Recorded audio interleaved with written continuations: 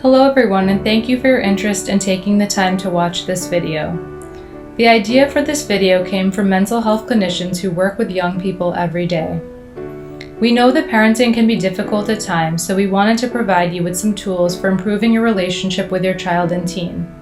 Our hope for this workshop is that you will walk away with some tools for helping your children be the most resilient, best versions of themselves possible. There's a lot of stigma attached to mental health, and this stigma can lead young people to bottle up their feelings and cope with stress in unhealthy ways, such as through substance abuse, self-injury, risky sexual behaviors, and avoiding responsibilities such as school. With the right techniques, it is possible to help your children move through childhood and the teen years with healthy habits for coping with stress. We call this resilience. So what is resilience exactly?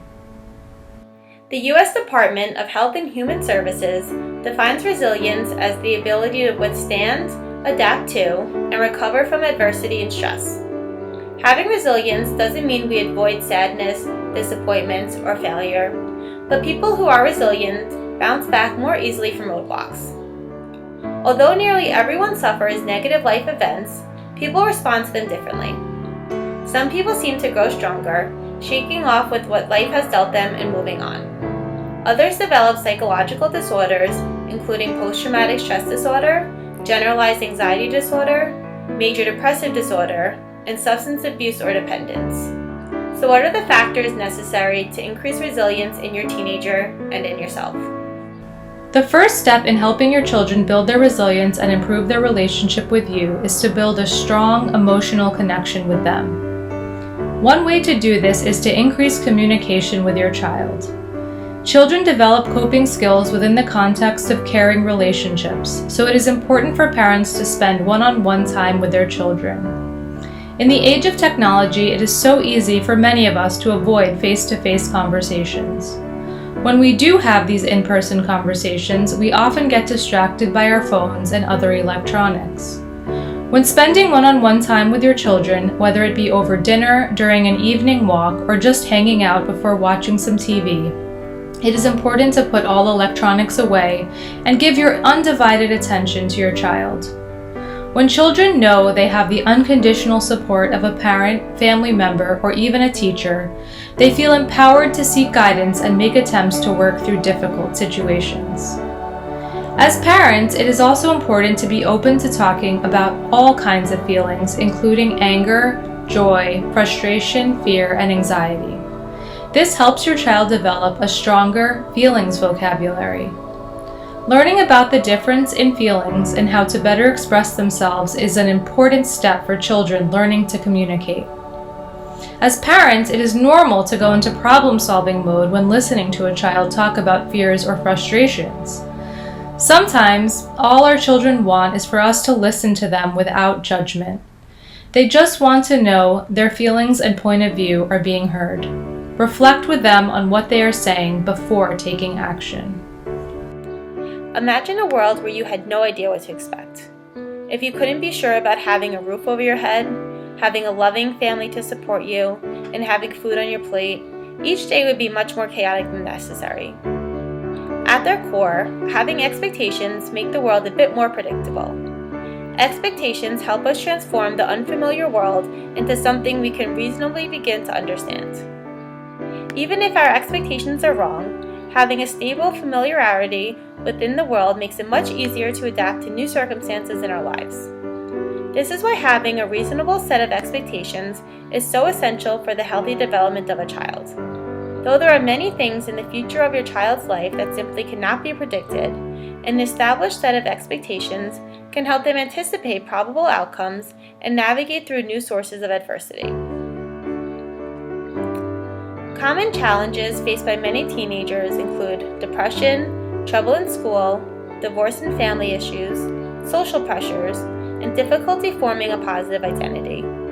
Overcoming these sources of adversity is easiest when a parent and their teenager can work together as a team.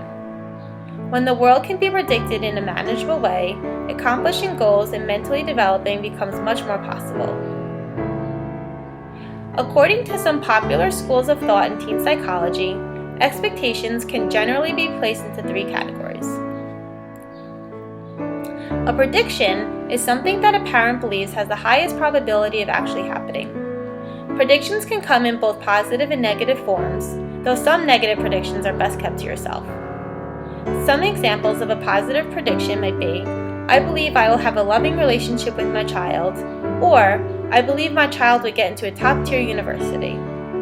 An example of a negative prediction might be something like, I believe my teenager will have trouble saying no to peer pressure. Unlike predictions, an ambition is something that can only be positive. Ambitions are defined as what parents want for their child. These include things such as graduating from a certain school, participating in certain activities, and maintaining a positive relationship. Ambitions established by their parents are often the greatest source of pressure in a child and adolescent's life, though when they are communicated and established in an effective way, these ambitions can help them achieve great things. The last type of parental expectations are referred to as conditions. These are the types of behaviors that a parent believes their child should do. Expecting that your child keeps you informed about what is going on in their life, behaves a certain way, or meets certain standards are all things that can be categorized as conditions. In many ways, conditions are very similar to rules, though the difference between these depend on how they are communicated to your adolescent. When these expectations are clearly established in advance, it will be much easier to have a more reasonable conversation with your child in the event that these expectations are ever violated. As a parent, your reaction to the differences between your expectations and reality can have a tremendous influence on your teen's overall state of mind. Establish rules and clear consequences of breaking those rules. Writing the agreed rules down in the form of a contract works for many families. There can be no disagreement about what the rule was and what the consequence of breaking it might be if it is written down and signed by all parties. That might seem a bit formal for you, but give it a try. You might be pleasantly surprised. Stick to the rules and back each other up. Teenagers are going to test the boundaries, although some will do it in a small way, while others will go for the grand gesture. As parents, you need to maintain a united front, and you must stick to the consequences when your child breaks rules. Give positive messages. Teenagers are going through a difficult phase of discovering who they are as people, and there is often a big drop in their self-confidence during this period. Parents can help by reinforcing the positives to remind their teens of their strengths and qualities. Tell them you love them as often as you can, and teens are never too big or too old to need a hug. Share responsibility for the boundary setting. Ask them what they think would be reasonable. Be willing to listen to a reasonable argument and give way on some things. Part of setting boundaries for teenagers is helping them learn to set their own boundaries. Lead by example. Demonstrating acceptable behavior is sometimes more important than simply telling them what to do. Teenagers won't accept the do as I say, not as I do argument easily. Parents need to show that they live within reasonable boundaries themselves and that they consider the consequences of their behavior on other people. Healthy habits. Teach self-care to your child by modeling it yourself. Make time to rest, exercise, and eat healthy, nourishing food. Make room for laughter and for spending time with family and friends. One of the best ways to show that you care for yourself and your well-being is to surround yourself with supportive, loving people. Supportive social relationships are very important in reducing trauma and managing stress. Teenagers who report strong supportive social ties are less likely to develop psychiatric disorders and more likely to recover from them if they did. In contrast, unsupportive and critical responses from friends, family, or coworkers actually increases the risk of PTSD survivors. The research believes that the negative impact likely arises from attempts to discourage open communication, which increases cognitive avoidance and suppression of trauma-related memories, social withdrawal, and self-blame. Parents can help uncover a purpose-driven life for their child by encouraging them to go toward what lights them up. As a result, children will find their passion through discovering and exploring new things. That might mean traveling abroad, volunteering, or taking healthy risks, such as acting or going on an outdoor adventure. Parents can assure their child that they will find their own unique gifts and strengths. At the same time, parents need to step out of the way and let their child make decisions about what matters to them. The way a child defines success and meaning in life might be different from the way that their parent defined these things for them. Moreover, parents can support children to take their time. Finding a purpose in life may mean hitting a few dead ends and starting anew. That's all part of the process. We hope that this video helped provide some tools to build resilience in your child.